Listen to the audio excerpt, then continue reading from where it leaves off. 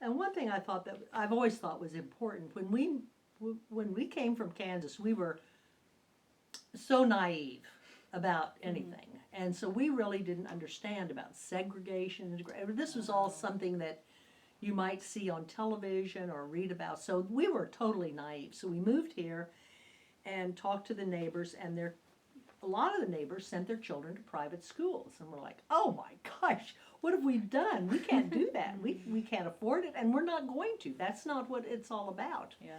So we just went right up to Louise Archer, which had just recently been integrated, and signed the kids up. And I mean, it wasn't long before everybody else started going there too. But we said, this is the way life is, and you know.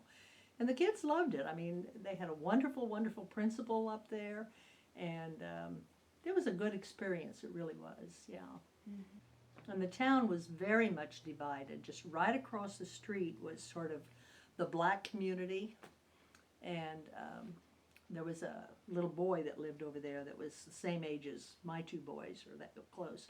And he'd come over and they'd play basketball, and then I'd hear the other mothers saying, come in the house, come in the house. I'm thinking, oh, I don't like this, I don't like this.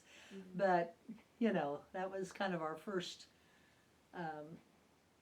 realization, I guess, of what it was really all about. Yeah. Right. Do you have a sense of when those attitudes started to change?